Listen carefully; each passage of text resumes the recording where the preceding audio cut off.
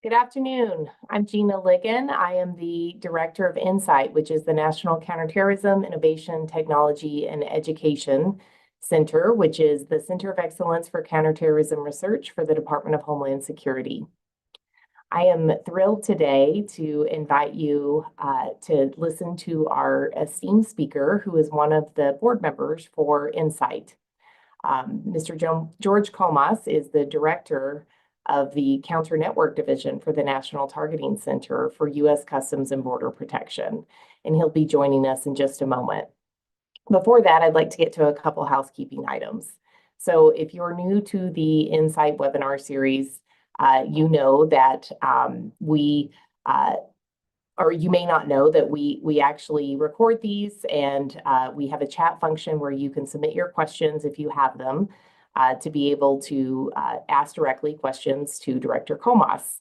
But before that, I will take director's prerogative, moderator's prerogative, and be able to ask questions that I have already prepared for Director Comas, because I am very curious about the nature of his work and really excited to be able to share it with all of you.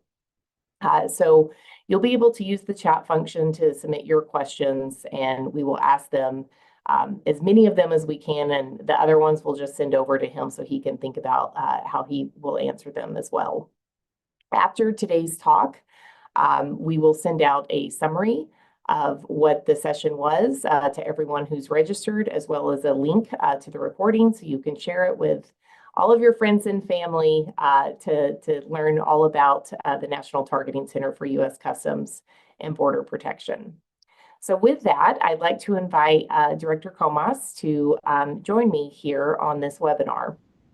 And so Director Comas is going to tell us a little bit about his background as we go through some of the questions. And so you can read about his bio on our website, but for now, I'd just like to welcome you to joining us and thank you for being a board member for NCITE, and get right into the questions. So a lot of people in our audience may not know what the National Targeting Center is, and especially as it relates to keeping terrorists out of the United States.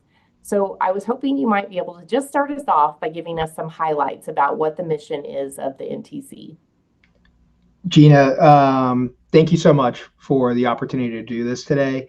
Thank you and the team at NCITE. It's a pleasure to do any opportunity I get to talk about and highlight the work of the men and women of CBP, and in particular here at the National Targeting Center. I really appreciate the opportunity for. So CBP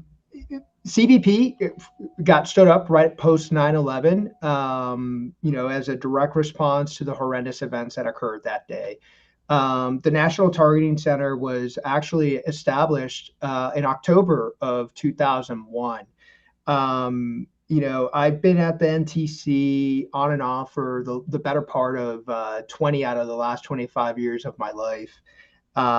It's a fascinating organization where in October of 2001, we were actually in literally a closet at the Ronald Reagan building, with the best technology of the 1990s.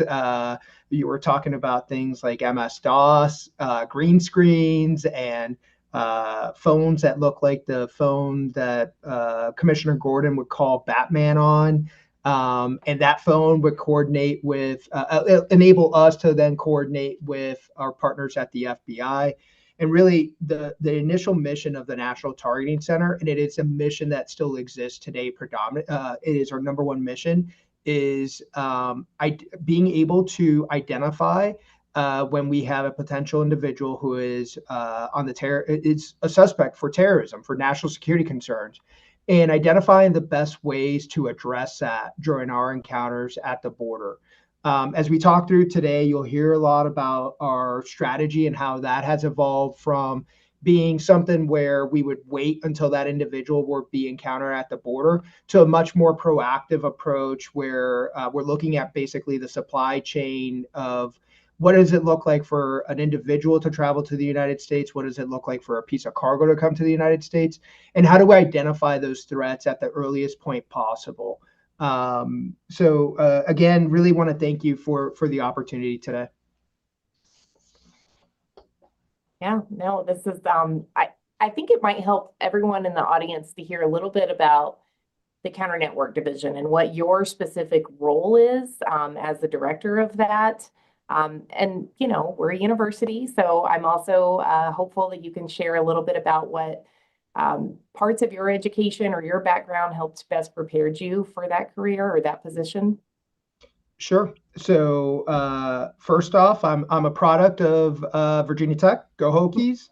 Um, but the National Targeting Center is an office that consists of four operational elements. We have an executive director, Steve Maloney, an amazing individual who leads the entire enterprise. But in particular to the operational elements, we have a passenger operations element that looks at, as you can imagine, passenger movements, people moving across the border. We have a cargo operations directorate that looks at cargo movement coming in and out of the border. I run our counter network division, which is really focused on illuminating the illicit networks, the illicit actors, identifying the tactics and techniques that are being used against the U.S. national security and border security apparatus, and identifying approaches at attacking those networks, as well as addressing the underlying tactics and techniques and practices. And again, we'll talk a little bit about what that looks like. As far as operations within my purview, I run our counterterrorism and our counter transnational organized crime operations. So as you can imagine, it's a very busy environment. We do have, I will say, we are a 24/7 operation where any given day we may be focusing on looking at high level targets associated with the Sinaloa cartel. And the very same afternoon, I'm looking at individuals associated with ISIS or Al Qaeda. Very dynamic environment. I love it. It's a great way for me to serve my country. And I know that the men and women that work at the National Targeting Center, in particular in Counter Network Division, they really enjoy this type of work. And we'll talk a little bit later throughout the day about what does it take to be one of those types of individuals. So, but yeah.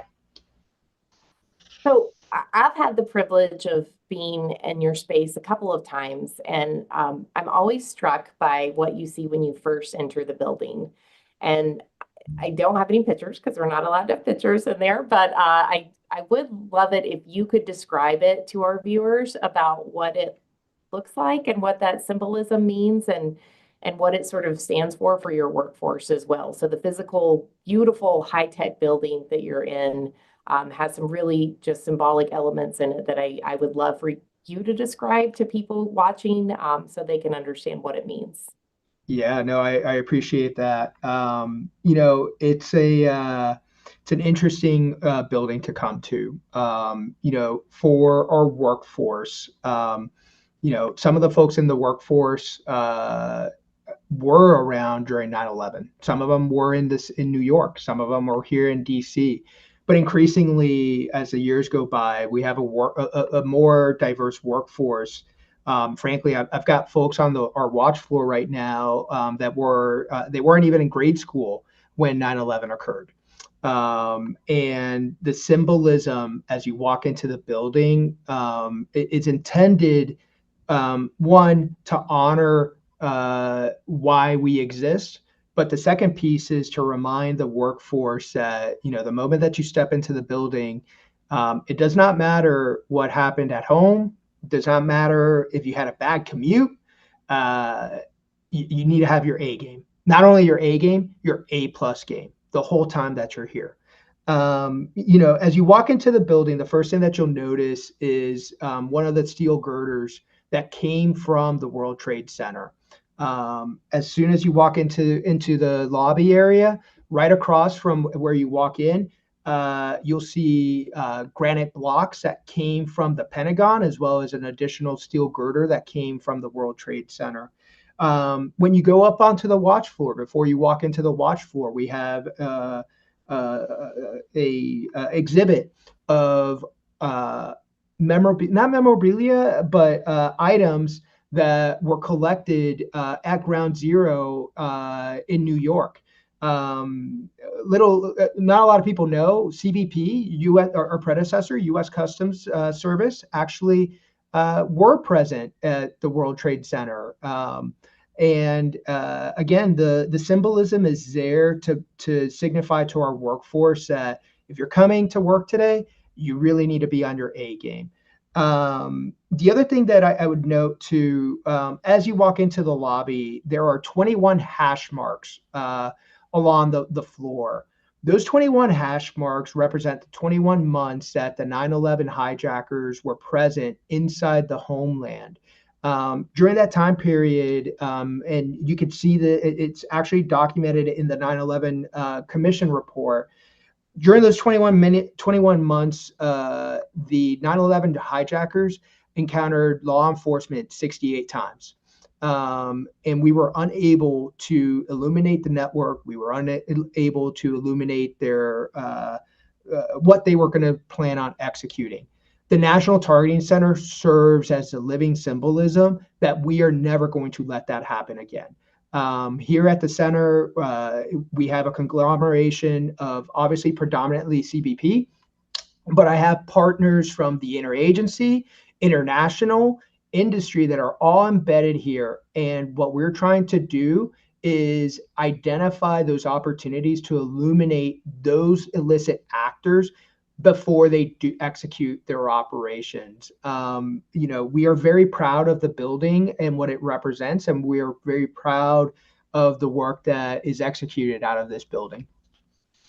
Yeah, it's as an org psychologist, it's incredible to see, the psychology of what that symbolism does for your workforce, to see it in action, and just the amount of pride that people have coming to work, knowing that every day they are keeping Americans safe. So thank you so much for sharing that. I think it really painted a picture for everyone of what I was just really privileged to get to view. So there are so many jobs at the NTC. Can you tell me about just one, if you can restrain yourself? There's so many different ones that might help our viewers understand the nature of your mission, and what people are doing there on that watch floor or elsewhere in the building. Sure. So CBP, 64,000 strong. Obviously, most of the audience is going to be very familiar with our uniforms personnel.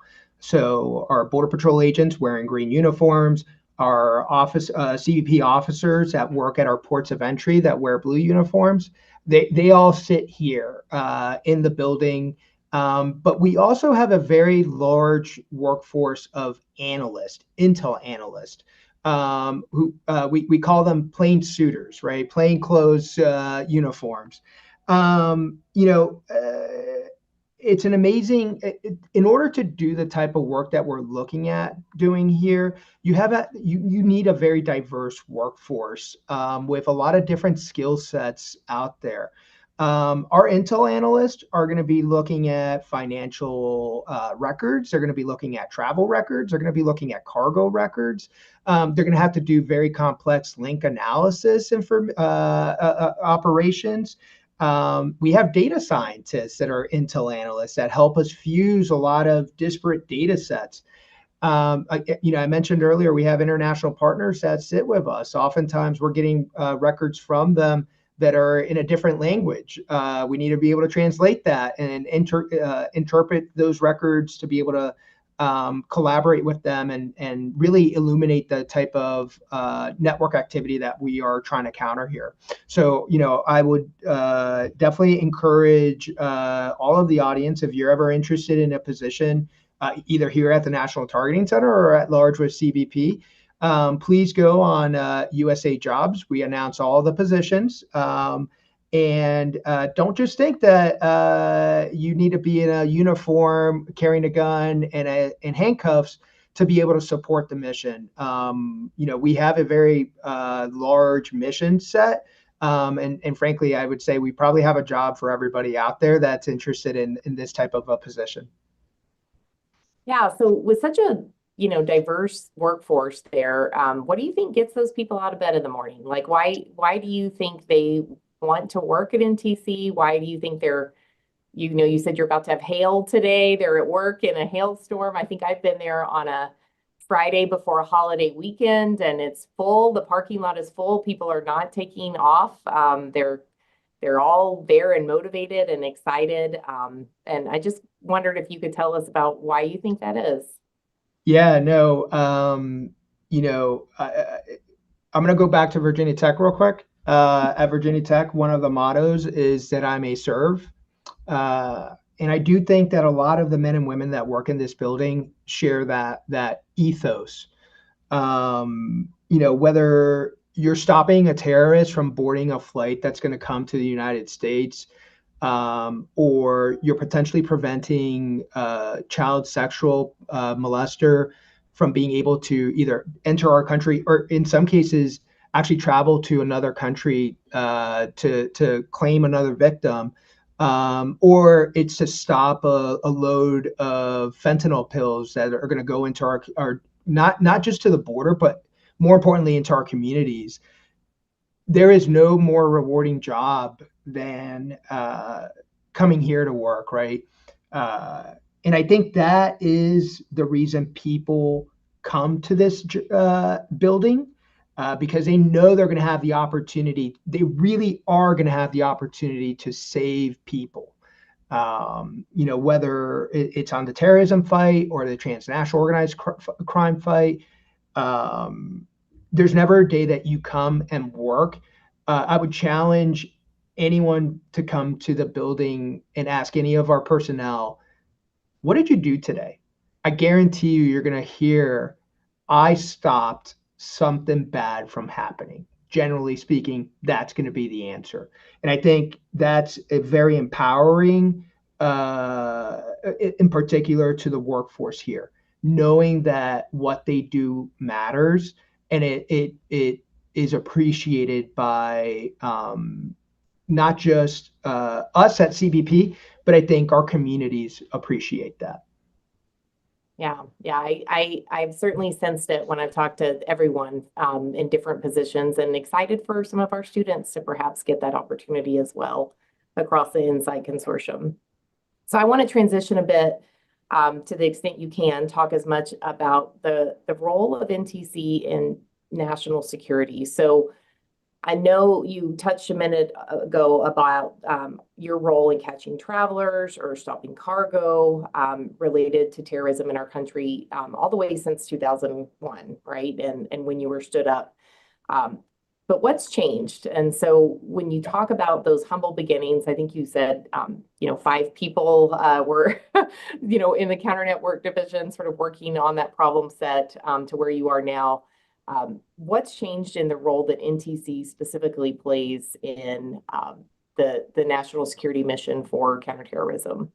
Yeah, so a lot has changed. A lot has changed. I started off by explaining being literally in a closet with the best 1990s computers and a phone.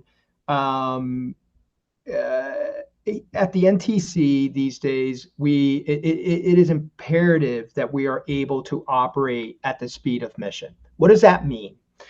Any given day, there are about 1.2 million people that cross our nation's borders. There's about another 1.2 that's coming in. There's another 1.2 million that are going out.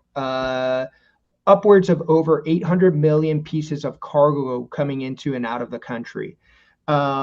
As the nation's border agency, predominantly we are operating under our Title 8 and 19 authorities, customs and immigration authorities. But at the border, we are the one agency representing the United States government. So we are executing over 40 different agencies, authorities at the border, everything from the FBI all the way down to things like consumer product safety and food drug administration authorities.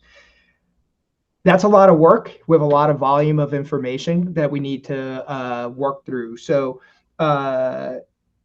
we have really focused on operating in a pre-departure environment, meaning wherever possible, we want to receive information at the earliest point possible. And if you look at a lot of the documentation that we've have public facing, in particular with systems of record notices or privacy impact assessments that are public available out there, you can see that oftentimes we're talking about receiving data so that we can inform, make good decisions, right? So first off is building that architecture of being able to work with industry partners to receive the right information to help inform our decision-making process. The next part then is then integrating what does CBP know about this person or cargo that's coming in. Increasingly to do that, not just with CBP information, but whole of government information. So a lot of the work that we've done is to integrate our workflows, our systems, our processes with other agencies. So, for example, the Threat Screening Center, where the terror watch list sits, we want to make sure that we have the most up-to-date data associated with that list. So we have direct interfaces there with them. Increasingly, we are also doing the same thing with our intelligence community partners under HSPD 9, or I'm sorry, NSPM 9, sorry, National Security Presidential Memorandum 9, which calls for the establishment of the National Vetting Center. The National Vetting Center actually sits within the National Targeting Center. It is actually the fourth division. I purposely did not say that earlier. It is the fourth division within operational division within the National Targeting Center, and it is there to serve as to enable and facilitate that interface with our IC partners.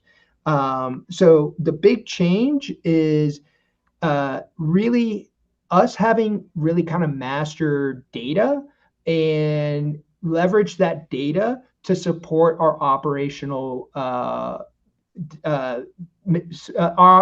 space, our decision-making space. That's really what's changed. Increasingly, as you can imagine, with the growth of more volume of people, more volume of cargo, that means more data, more connectivity, right? We are increasingly moving into an environment where we have to support our analysts, our operators, with new tools, new analytic tools, right? Things like machine learning, AI. Those are things that we do actively explore here at the National Targeting Center to use appropriately in support of our core mission. Yeah, and I think about how large NTC's mission is and the different parts of it. And when you talk about the counter network division, I know I'm probably biased as an organizational person, but it's such an important one for actually stopping terrorists from getting inside the United States. And so can you describe to everyone about how that kind of plays out as much as possible, what the actual counter network division is doing? Sure. So we established a counter network division in 2015, really to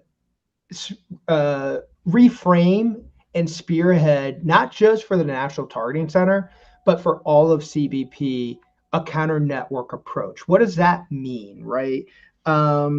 At a high level, we're talking about leveraging our unique authorities, data holdings, intel enterprise, partnerships, seeking to illuminate and disrupt, degrade, dismantle priority threat networks globally. I'm going to go into a little bit more detail as to what that high level stuff means, right? I talked earlier that a lot of the work that we do at the counter network division is one, even identifying that a network exists out there. So leveraging the information that we are gathering, whether that is informed from frontline inspections that we're conducting, whether that it occurs at a border patrol station or at a port of entry, and leveraging a lot of different data to be able to illuminate exactly who are the bad guys, how are they doing the bad guy thing, and then identifying what are our operational opportunities. Oftentimes, the counter network is intended to go left of boom, meaning we don't want a lot of the work is not intended to occur the day that we encounter that bad guy or that bad thing. We want to get way ahead of that, right? That then leads into really that partnership development where if I have intelligence gaps, I am working with partners throughout the U.S. interagency, internationally, even industry, to help fulfill those intelligence gaps. And sometimes it can also be a capability gap. My authorities, I can do law enforcement things at the border. If we're identifying an illicit network that's operating, let's say, for example, in Latin America, I don't have authority to go do extraterritorial arrests in those countries. I really need to partner with the law enforcement in that particular country, informing them of our understanding of the illicit activity occurring in that country, and looking to enable them to be able to take that enforcement action themselves. That's why a lot of our partners, international partners, are embedded here, because we are really looking at these transnational, and I'm going to foot stomp, transnational networks. We don't want to wait for that impact at the border, because frankly, it may be too late. We want to attack it at the earliest point possible. And quite often that is leveraging our partnerships globally.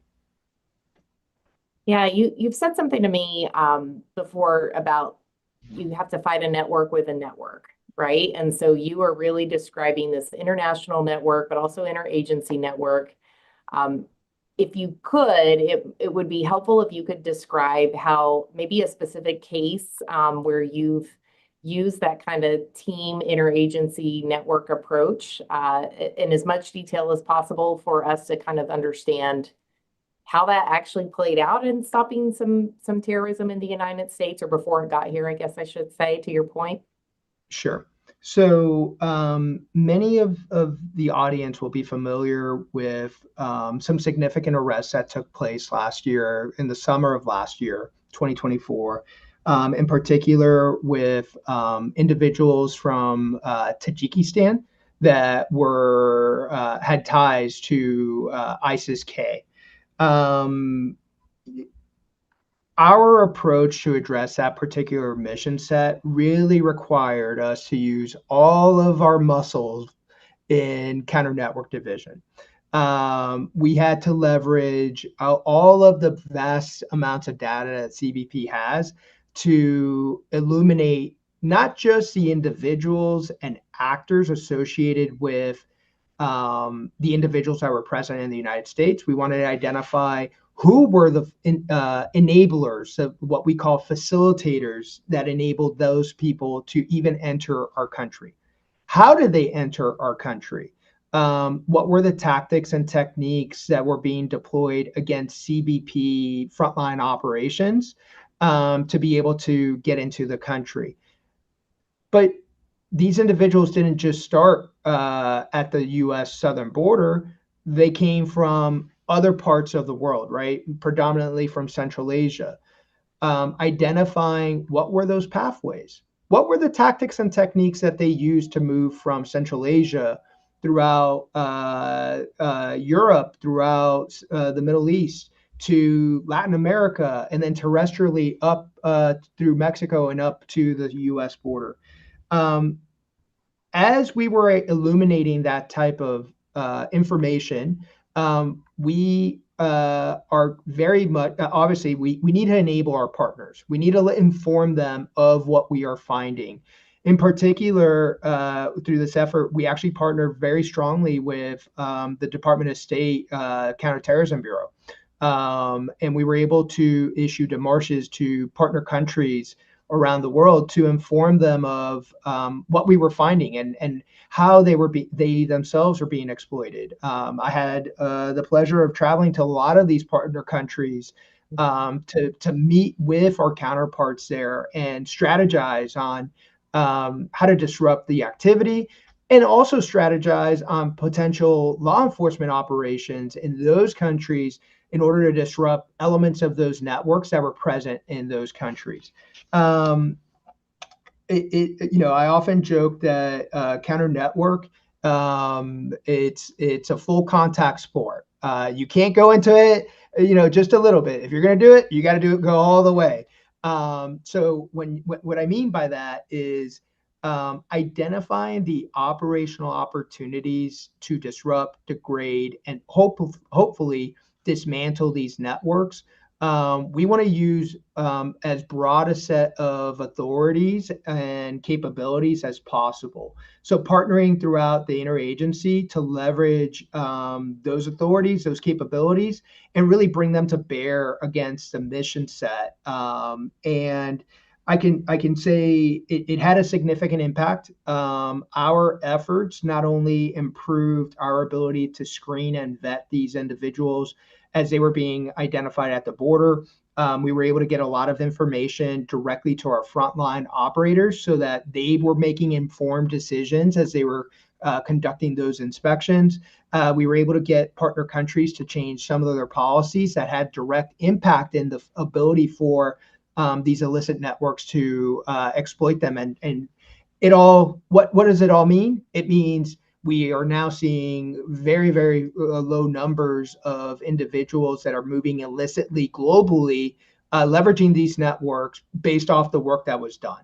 And obviously it culminated with, significant arrest here in the United States. So I think that gives you a good flavor of the kind of counter network process, how we think about mission set, and really, brass tacks. What's the end state? What is the end state? It's always a challenge when I get asked, George, talk to us about your statistics. It's really hard to say, well, a positive counter network statistic is the number 0. Right? Usually people are like, well, we executed X amount of arrests, or we had X amount of seizures. Where counter network, when it's working well, the number should be 0. It means that we change the calculus of these illicit networks, and they no longer feel like they can either move individuals or illicit cargoes into and out of our country. Wow. I love that example. I hope that people in the viewing audience right now recognize that. I think that's the most I personally have ever heard about the Tajik case that happened in 2024. And so you got to hear it first right here from Director Comas, more than any media outlets ever reported or anything. So thank you for being willing to share that with us and how your organization was involved. I think, you convinced me a long time ago about the importance of your mission. What challenges do y'all have in being able to execute this mission? And, related, I guess, what are the consequences if we don't overcome those challenges? Yeah, no, it's a great question. So, any given day here at the National Targeting Center, we're actually supporting screening and vetting operations to the tune of over 100 million transactions a day. That is a lot of data. And we're doing that against very complex mission sets that require, it's not so much Gina Ligon is traveling to Dulles Airport, right? That's easy. What is Gina's affiliation to an illicit network? And all we know is that they share, bank accounts, right? Starting to make it more complex and really kind of getting to the core of, is this person or this piece of cargo a threat that we need to figure out and ensure that we are making the appropriate decisions operationally. That's a really big challenge. I mentioned earlier, we do have data scientists that are embedded directly with us. Increasingly, that's a skill set that we definitely are looking to expand on, because again, we're bringing a lot of diverse data sets in here. You asked about the consequence. And I think I hope the audience has a good sense of the type of work that we do here at the NTC. When I talk about even the symbolism of the building of what is the consequence if we make the wrong decision. Not unusual for a terror organization to be looking at attacking our civil aviation. Al Qaeda successfully did that on September 11th. Other networks have also looked to do that. So we need to make sure that we are focused 24/7 and that we are identifying those threats and mitigating them at the earliest point possible. But when you're talking about 100 million transactions, a big challenge is, and especially with the world that we live in, which is so, the commerce of the world is so integrated, and technology is constantly evolving, and the ability to communicate. I will tell you, post-COVID, we are seeing both on the transnational organized crime as well as on the terrorism side. These networks have become much more adept at using technology like what we're using right now, ability to communicate via, online platforms, ability to leverage things like cryptocurrency. The adversary is constantly evolving. The adversary is constantly looking at that latest innovation and trying to figure out how can they leverage that as part of their illicit activities.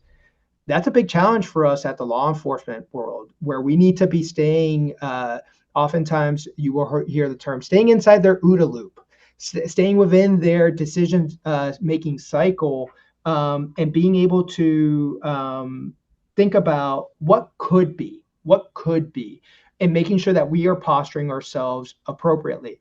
That requires resources, that requires funding, that requires partnerships, like the partnership between the NTC and NCITE, where you guys are doing some of the fantastic research that really is informing our frontline operators. Hey, be on the lookout for this thing. So hopefully that gives you a sense of the challenges. I'm going to go to a quote from 1984, and just to set the scene, at the time, the Irish Republican Army had just attempted to execute a bombing at a hotel that then UK Prime Minister Margaret Thatcher had been staying at. Luckily, the plot was disrupted, but the very next day in the media, the IRA put out a press release, and as part of that press release, and it resonates with myself, resonates with a lot of us that work in the counterterrorism field. You have to be lucky all the time. We only have to be lucky once. We at the NTC cannot afford our strategy cannot be luck. Our strategy cannot be luck. We have to know what we're doing. We have to have strategies. We have to have plans, and understanding where these illicit networks are going. We need to move that way as well. But again, the challenge of being able to stay up with technology, the challenge to be able to operate in a funding, ensure that we are receiving the appropriate amounts of funds, so that we are getting the right questions asked to our academics, the right questions asked to our researchers, to really kind of help inform what our strategies are and what are our operational opportunities to disrupt that type of activity. Yeah, and we only have about 5 minutes left, so I want to make sure that I get to a few of these audience questions, because they are coming in fast and furious, George. So, you are speaking to the largest counterterrorism research center in the United States, NCITE. So, we have over 400 students, 60 faculty who are all designing their research for next year to support your mission and the counterterrorism mission writ large. This is your chance to speak to them. And we got a great question from one of them about what research questions would you like us to prioritize? Yeah, that's a really good one. I talked a little bit of, kind of the last question, talking about the emergent technologies and making sure that we stay ahead of that. one that, and I know Gina, you and I have talked about this over time, is the research on the convergence of threat. What does that mean?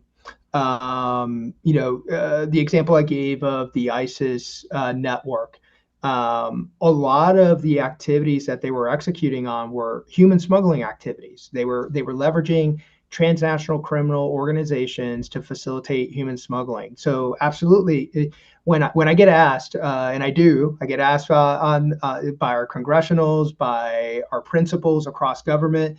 I get asked, George, do terrorists work with criminals? The answer is absolutely.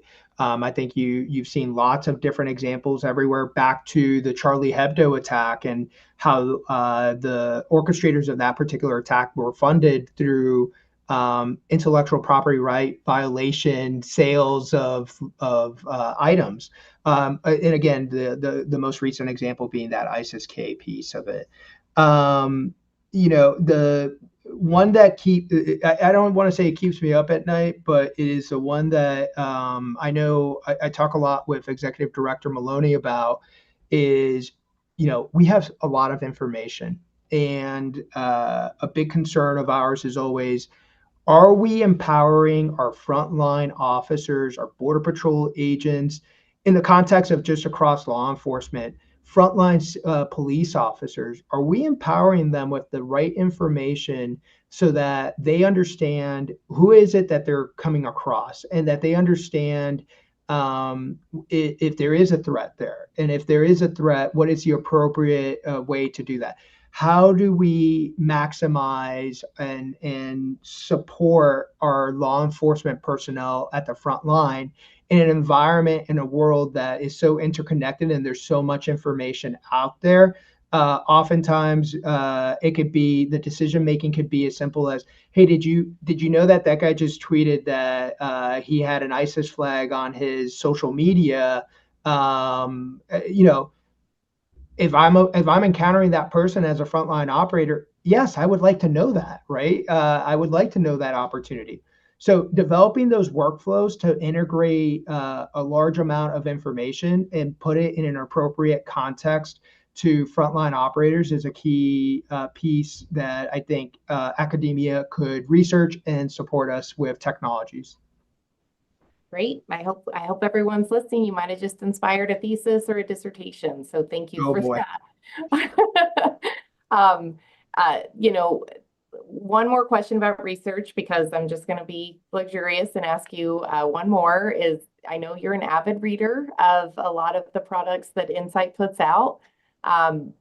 Could you share any that you found particularly useful or helpful for you, and what it was about it that made it work? Yeah, and Gina, I think, and hopefully the audience gets a sense as well. I am an operator. I have been doing this work for a very long time. I am also probably the biggest cheerleader for the men and women of CBP, outside of some of our previous leadership and current leadership. I think I'm probably one of the biggest cheerleaders for them. The one project that really resonated the most to me over the last year, it was a project that your team executed on. It was a report, and I want to make sure I get it exactly right. Your report on the impact of working with traumatic material. Um, and I think the title was Vicarious Trauma via the Observations of Extremist Atrocities. I will tell you that one is near and dear to me, because of the men and women that work here at NTC. They are exposed to that type of material on a day-to-day basis. We are not looking at nice people. A lot of the people that we are looking at are individuals that are committing very atrocious and egregious crimes against other human beings. And I said, I have been at the NTC 20 out of the 25 years of my life. How much has a guy like myself been exposed to that type of content? And what does that do to an individual to a person after they've seen that amount, right? Many of the folks that work at the Counter Network Division, there are folks at the Counter Network Division that have known me since I was 19 years old. I started as an intern at Dulles Airport, and some of the guys that were there at the time are still with me in the division. How much have those guys seen in that time frame? I really appreciated the research that NCITE executed in this particular arena. Again, it doesn't sound super tactical, like we're not really, but it is critical. It is that research is so critical to the well-being of my workforce. It empowers me to be able to identify how best to support them. How do we support those that support the rest of us, right? So I really want to thank you for that research. For those of you guys that are in the audience, I read everything that comes out of NCITE. And I oftentimes, I think I may be the largest proliferator of NCITE material across law enforcement, because nothing makes my day better than taking a research product that you guys are putting out and aligning that to the staff that are actually working that particular issue. And then a lot of times what happens is that staff then goes, George, can we talk to the researchers? And then I'll work with Gina, and magic happens. Yeah, thank you so much. And I think that's a great place to end it, because honestly, I think that's the whole purpose of today, is to demystify NTC, to demystify U.S. Customs and Border Protection. You're a great role model for the rest of us in terms of being, protecting America is your mission, and just really grateful for us being able to support you and the work that we're doing here at NCITE. So thank you for your time today. Thanks for your candor. We have so many questions from audience I didn't get to. I tried to sprinkle a few through, but what I'm going to do is commit to just sending them over to Director Comas, and he can chew on them and think about them, and maybe inform some of his thinking about other things he's doing. So with that, I will close out for today. You can go to our website and our YouTube channel if you want to share this more immediately. But right now, just know that in the next week, we will send out a summary of this talk, as well as the video of it, so that you can share with everyone who you would like. But thank you very much for joining us today. Thank you. Thank you, George. Thank you, Gina.